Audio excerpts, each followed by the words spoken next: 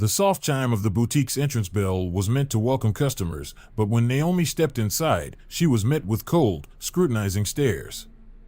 The pristine marble floors and luxurious displays exuded elegance, but the atmosphere turned tense as the sales associate slowly approached her, lips pursed and gaze fixed. "Can I help you?" the associate asked, her tone sharp and devoid of warmth. Naomi hesitated, clutching her purse tightly. "Yes, I'm looking for a dress for my sister's wedding." The associate's eyes narrowed, scanning Naomi from head to toe before replying, "I'm afraid we don't carry anything in your budget." "In my budget?" Naomi thought, her face flushing with embarrassment. Unbeknownst to Naomi, a nearby customer began recording the interaction on their phone. What unfolded next would ignite a viral storm of outrage and force the world to confront yet another painful example of modern-day discrimination. Naomi had spent weeks saving up for this day. Her younger sister, Mia, was getting married in just a few months, and Naomi wanted to find the perfect dress for the occasion. It wasn't every day she treated herself to high-end fashion, but Mia's wedding felt like the right moment to splurge a little. The boutique she chose was renowned for its elegant designs and personalized service. Its reputation for sophistication had made it a favorite among the city's elite.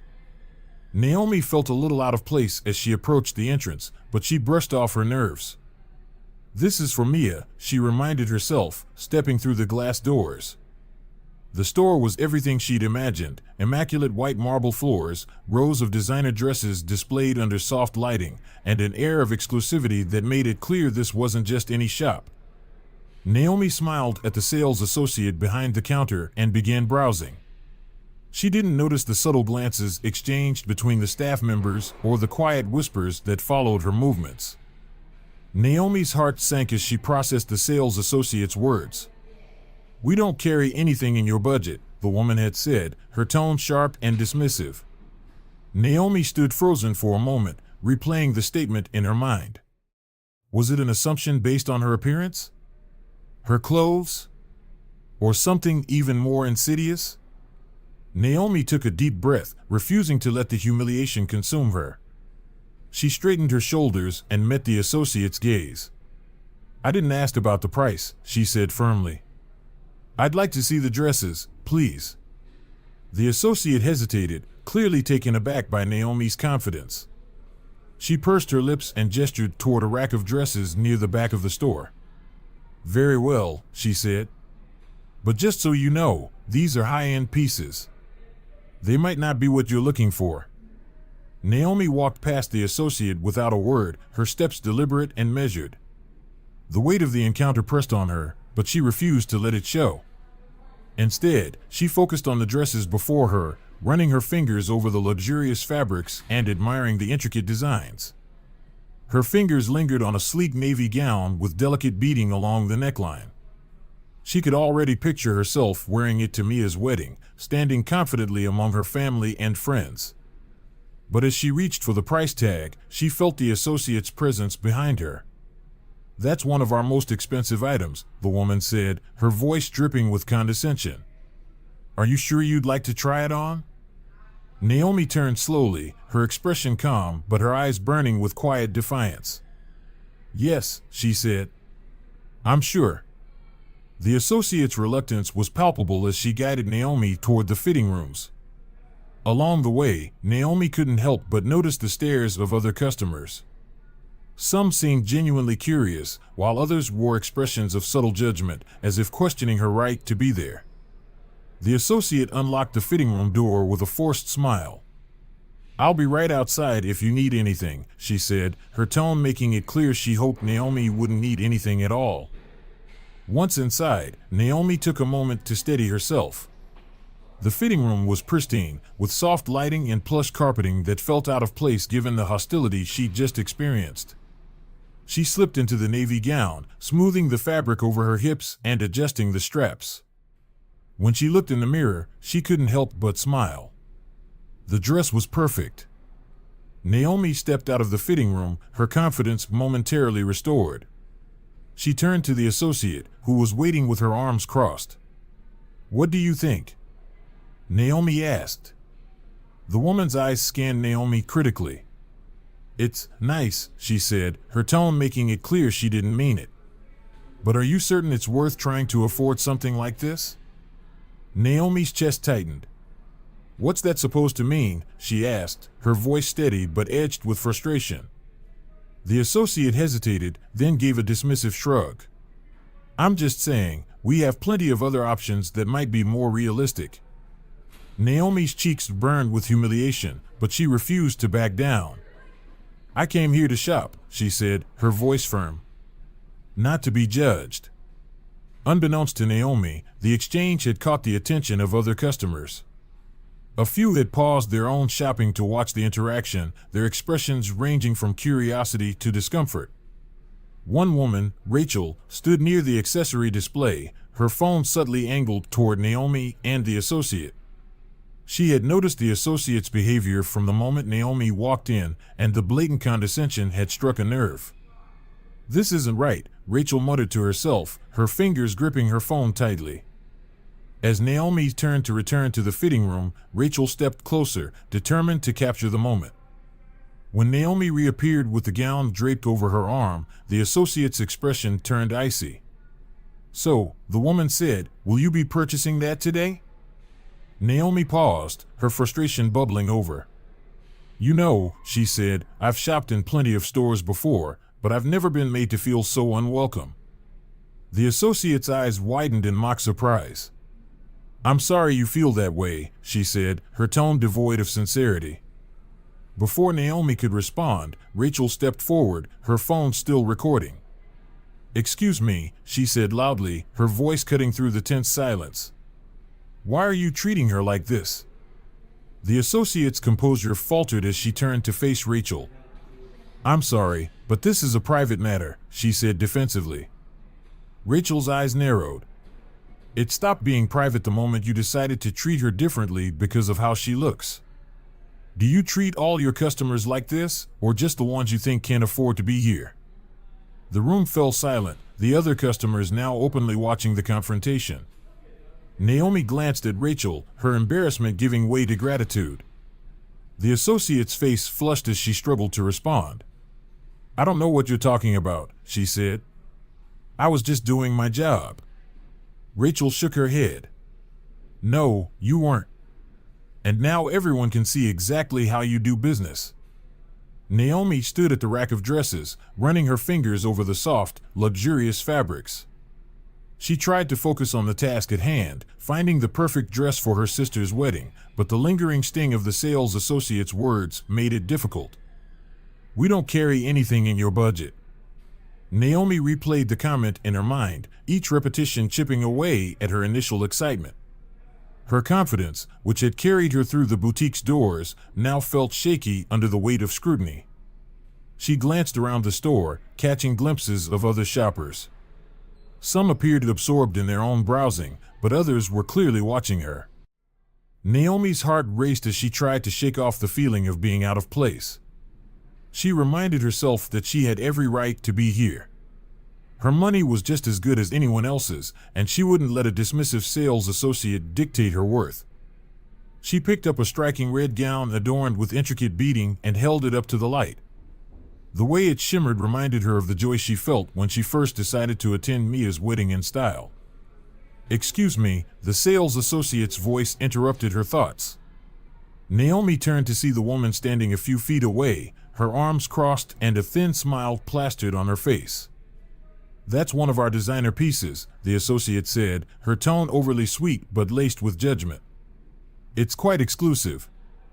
Naomi met her gaze, refusing to flinch. It's beautiful, she said. I'd like to try it on. The associate hesitated for a moment before nodding curtly. Of course. Right this way. As Naomi followed the associate toward the fitting rooms, the tension between them was palpable. The associate's stiff posture and clipped responses made it clear she wasn't thrilled to be assisting Naomi. This gown is hand-stitched, the woman said, her tone implying that it was far too elegant for Naomi to handle. Very delicate. Naomi didn't respond, choosing instead to focus on her excitement about trying on the dress. She stepped into the fitting room, taking a moment to steady herself before slipping into the gown. When she looked in the mirror, she couldn't help but smile. The dress hugged her figure perfectly, its vibrant color complementing her skin tone. For a brief moment, she forgot about the awkwardness of the interaction and allowed herself to feel beautiful. Naomi stepped out of the fitting room, hoping for a genuine reaction from the associate. But instead of admiration, the woman's eyes scanned Naomi with a look of thinly veiled judgment. "It's a bit snug," the associate said, tilting her head as if searching for flaws. "Are you sure this is the style you want?" Naomi's confidence wavered, but she refused to let the associate's words diminish her. "I think it looks great," she said firmly. The associate's lips tightened into a forced smile. "Well, it's certainly bold," she said, her tone dripping with condescension. The tension between Naomi and the associate didn't go unnoticed. Other customers had begun to take note of their interactions, exchanging whispers and glances. Some appeared uncomfortable, while others seemed almost entertained by the unfolding drama. Naomi's discomfort grew as she realized she was now the center of attention. Her grip on the dress tightened, and she felt a flush of heat rise to her cheeks. Meanwhile, Rachel, a fellow shopper, watched from a distance. She had noticed the associate's dismissive attitude toward Naomi from the moment she walked in. Rachel's sense of justice flared as she observed the blatant discrimination. "This is unacceptable," Rachel muttered to herself, pulling out her phone. She began recording discreetly, determined to capture the interaction. As Naomi returned to the fitting room to change out of the dress, the associate approached her again. "If you'd like," she said, "I can show you some of our sale items. They might be more practical." Naomi froze, her patience wearing thin.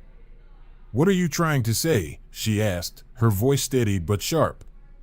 The associate blinked, feigning innocence. "Oh, nothing at all," she said. "I just thought you'd appreciate some more affordable options." Naomi stared at her, disbelief and anger swirling within her. "I came here for a dress," she said. "Not for your judgment." Before the exchange could escalate further, Rachel stepped forward. Her phone was still recording as she addressed the associate directly. "Excuse me," Rachel said loudly, drawing the attention of everyone in the boutique. "Why are you treating her like this?" The associate's eyes widened, her composure faltering for the first time. "I beg your pardon," she said. "You've been rude to her since she walked in," Rachel continued. "You're making assumptions about her based on nothing but your own biases. Do you treat all your customers like this, or just the ones you think don't belong here?" Naomi looked at Rachel, her initial shock giving way to gratitude. She had felt so alone in the moment, but now, someone was standing up for her. The associate stammered, her face reddening. "I don't know what you're talking about," she said defensively. "I was just doing my job." Rachel's eyes narrowed. "Then maybe you need a reminder of what your job is. Because this isn't it." Naomi stood by the counter, gripping the gown in her hands. The sales associate's judgmental tone and thinly veiled hostility had left her feeling humiliated, but she wasn't about to let that stop her. Still, the weight of the stares from other customers and the associate's condescension was suffocating. What Naomi didn't realize was that someone else had been watching closely, Rachel, a young woman shopping for accessories nearby. Rachel had noticed the way the sales associate treated Naomi from the moment she walked into the boutique. The subtle dismissiveness, the snide remarks, and the constant undercurrent of judgment had been impossible to ignore. "This isn't right," Rachel muttered to herself. She pulled out her phone, angling it discreetly toward Naomi and the associate. Naomi finally approached the counter, intending to ask about the dress she had tried on. "I'd like to know if you have this in another size," she said, her voice steady despite the lump forming in her throat. The associate glanced at the dress, her expression unreadable. "We don't," she said curtly. "And even if we did, it's one of our premium items. It's probably out of your range." Naomi's heart sank. The blatant insult cut deeper than the earlier comments. She took a deep breath, refusing to let the woman see her falter. "I didn't ask for your opinion on my budget," she said, her tone firm. The associate's lips curled into a cold smile.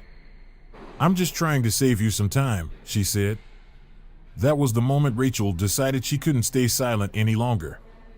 Rachel stepped forward, her phone held firmly in her hand. "Excuse me," she said loudly, her voice cutting through the tension in the boutique. "Why are you speaking to her like that?" The sales associate turned, startled. "I'm sorry," she said, her tone defensive. "You heard me," Rachel said, taking a step closer. "I've been watching how you've treated her since she walked in. You've been rude, dismissive, and condescending. What exactly is your problem?" Naomi turned to Rachel, her eyes wide with surprise. She had felt so isolated during the interaction, but now someone was standing up for her. The associate's face flushed. "I don't know what you're talking about," she said, her voice wavering. "I was simply doing my job." By now, the other customers in the boutique had turned their attention to the unfolding confrontation. Some whispered among themselves, while others pulled out their phones to record. Rachel gestured toward Naomi. "Your job is to help customers, not make them feel like they don't belong here. The way you've treated her is unacceptable." Naomi found her voice. "I came here to shop for a dress for my sister's wedding," she said, her voice trembling with a mix of anger and emotion. "Instead, I've been judged and humiliated. Is this how you treat everyone, or just people who look like me?" The associate's composure cracked. "I didn't mean to offend anyone," she said, her tone defensive. Rachel raised an eyebrow. "Oh, really? Because it sure seems like you went out of your way to make her feel unwelcome. And now, everyone here has seen it." One by one, other customers began to chime in. "She's right," an older woman said, stepping forward. "I saw the way you treated her. It wasn't professional at all." "This isn't the first time I've seen something like this happen here," another customer added. "It's disgusting." The associate looked around, clearly overwhelmed. This is all a misunderstanding," she stammered. Rachel didn't let up. "It's not a misunderstanding. It's discrimination. And now, thanks to this," she said, holding up her phone, "everyone's going to see exactly how you treat your customers." For the first time since entering the boutique, Naomi felt a surge of confidence. She stood taller, her shoulders straightened. "I came here to buy a dress," she said, her voice steady. "And instead, I've been treated like I don't belong. But let me make one thing clear, I do belong, and I won't let you or anyone else tell me otherwise." The crowd murmured in agreement, their support emboldening Naomi further. The associate, clearly outnumbered, glanced toward the back of the store as if searching for an escape. "I think it's time you leave," she said weakly. "No," Rachel interjected. "It's time you do better. And trust me, the world is going to hold you accountable." As Naomi left the boutique, Rachel walked beside her, still holding her phone. "I'm so sorry you had to go through that," Rachel said. "But I promise you, people will see what happened, and they won't stand for it." Naomi smiled, a hint of gratitude breaking through the storm of emotions. "Thank you," she said, "for standing up for me. I didn't realize how much I needed that." Rachel nodded. No one should go through something like that alone. As they stepped onto the sidewalk, the crowd inside the boutique began dispersing, but the ripple effects of the confrontation were only just beginning. Naomi stood outside the boutique, her heart still racing from the encounter. The weight of humiliation and frustration pressed heavily on her chest. Beside her, Rachel was typing furiously on her phone, the video of the incident already uploaded to social media with a short but scathing caption, "Racism in retail, when will this stop?" Within minutes, Rachel's video began gaining traction. Comments poured in, each one echoing the outrage and disbelief that Rachel and Naomi had felt in the boutique. "This is disgusting.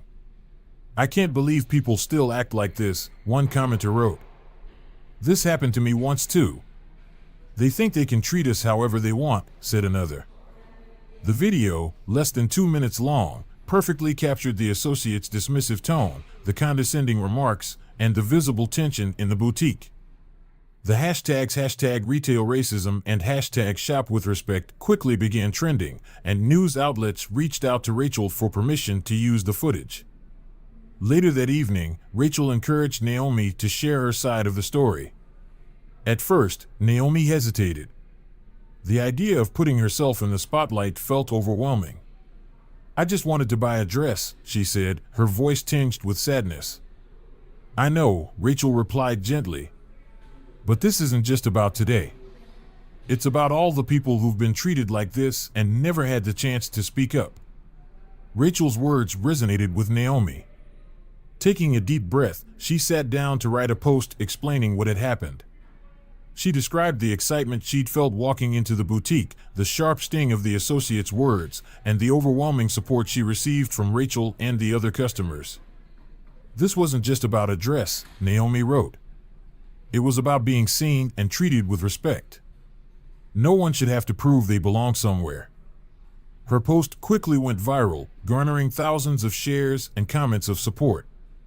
By the following morning, the boutique was inundated with negative reviews and angry messages on their social media accounts. Activists called for boycotts, while loyal customers expressed their disappointment in the store's lack of accountability. The boutique's management released a statement. "We are deeply troubled by the incident that occurred in our store and are committed to addressing the matter thoroughly. We do not condone discrimination of any kind and are taking immediate steps to investigate and ensure this does not happen again." The statement, however, did little to quell the outrage. Many saw it as a hollow attempt at damage control. "Words are meaningless without action," one commenter replied. While the boutique scrambled to salvage its reputation, the sales associate at the center of the controversy became the subject of intense scrutiny.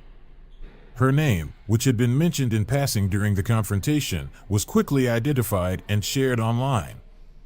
Some defended her, claiming she was simply doing her job.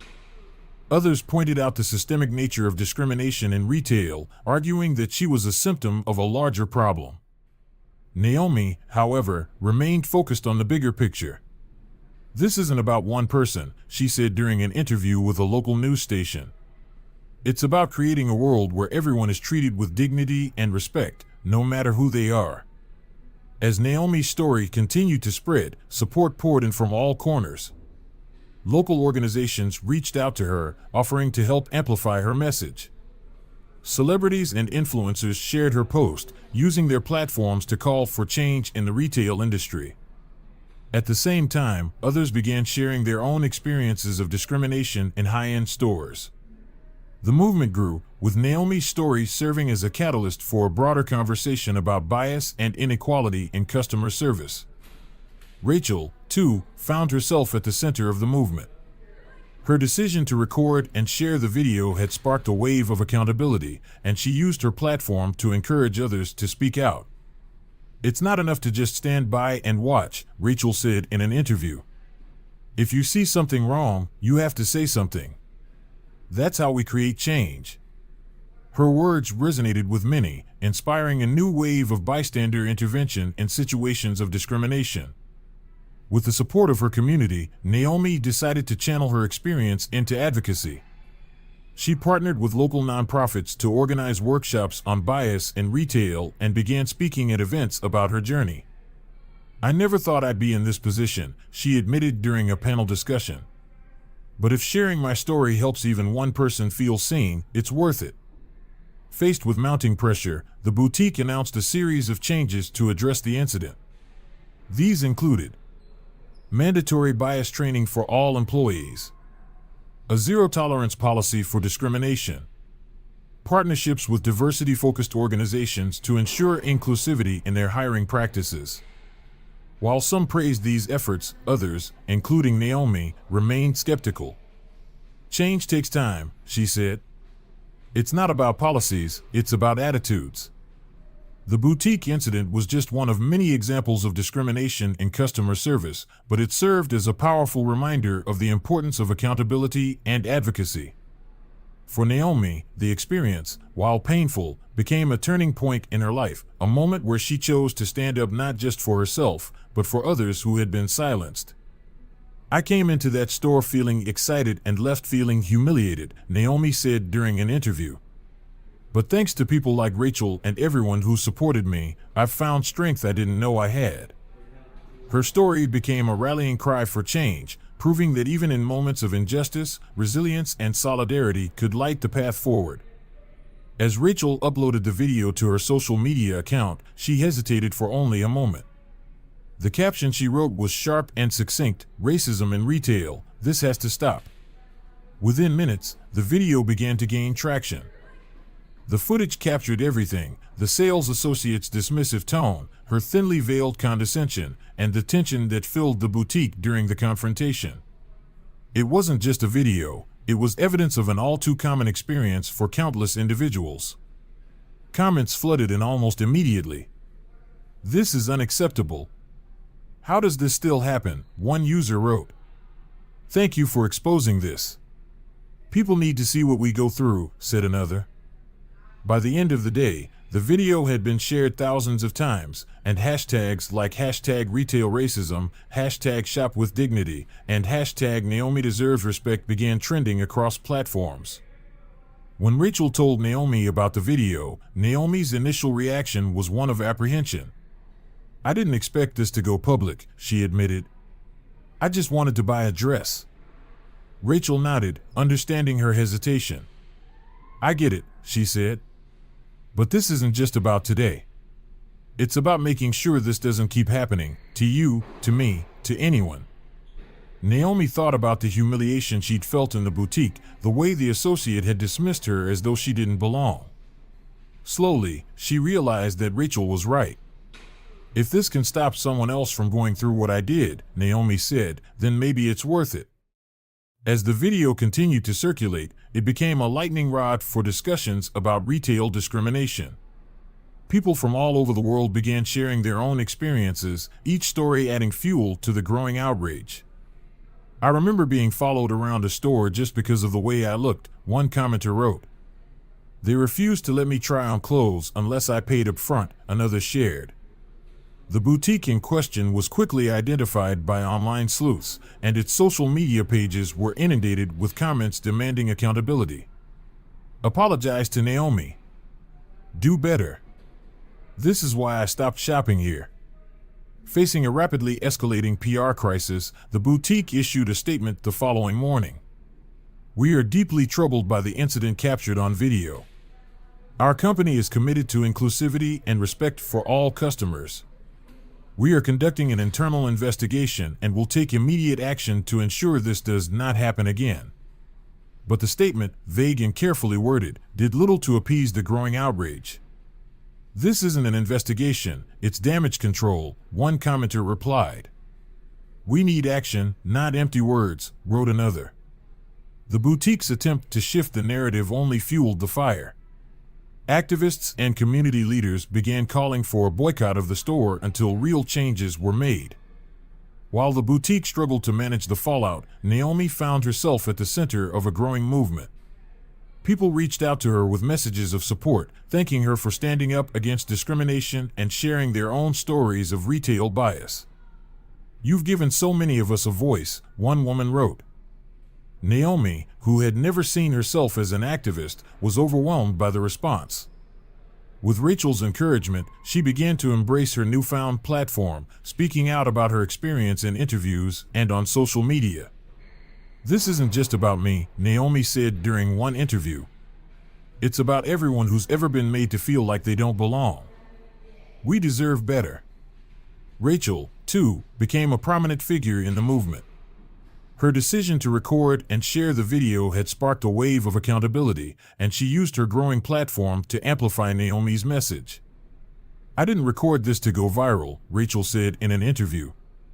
"I recorded it because it was the right thing to do. We can't just stand by when we see injustice. We have to speak up." Her words resonated with many, inspiring a wave of bystander intervention in similar situations. Under mounting pressure, the boutique announced a series of measures to address the incident. The sales associate was placed on leave pending an investigation. All staff would undergo mandatory anti-bias training. The company would partner with local organizations to promote inclusivity in retail. While some praised the steps as a positive start, others remained skeptical. "This feels like too little, too late," one commenter wrote. Naomi agreed. "Policies are important," she said in an interview. "But real change comes from people's attitudes. That's what we need to focus on." As the story continued to gain momentum, it sparked broader conversations about discrimination in customer service. Advocacy groups used Naomi's story as a rallying cry for change, and retailers across the country began reevaluating their own policies and training programs. Naomi, meanwhile, used her platform to advocate for greater inclusivity in all aspects of society. "This isn't just about shopping," she said during a community forum. "It's about respect, dignity, and equality for everyone." Rachel, standing beside her, added, "Change doesn't happen overnight, but it starts with moments like these, moments where we refuse to stay silent." Months later, Naomi returned to the boutique, not as a customer, but as a speaker. She had been invited to address the staff as part of their new training program. Standing in front of the group, she shared her story once more, this time with the hope that it would lead to lasting change. "This wasn't just about a dress," Naomi said. "It was about being seen and treated with respect. And that's something everyone deserves." Her words left an indelible mark, not just on the boutique, but on everyone who heard them.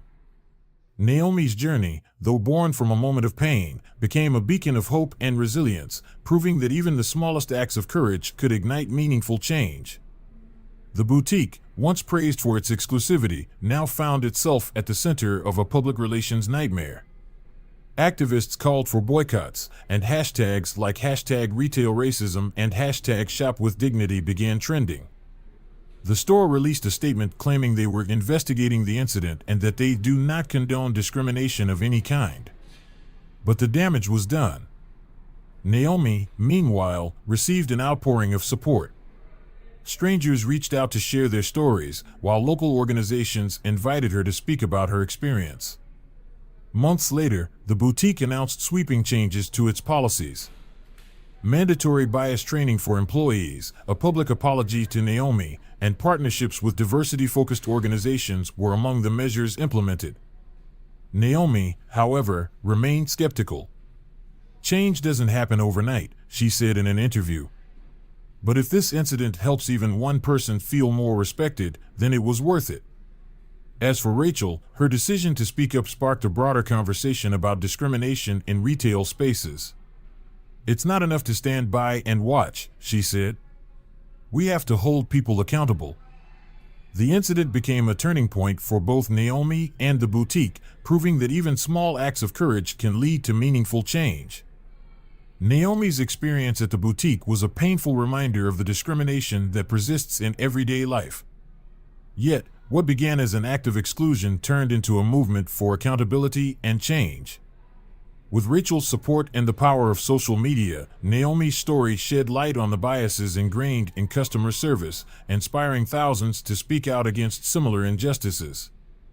The boutique, forced to confront its failures, implemented new policies and training to promote inclusivity. While these were steps in the right direction, Naomi remained cautious, emphasizing that true change required more than surface-level actions. It demanded a shift in mindset. For Naomi, the journey was more than a fight for respect. It was a call to action for society to do better. Her courage became a symbol of hope, proving that even in the face of discrimination, resilience and unity could pave the way for progress.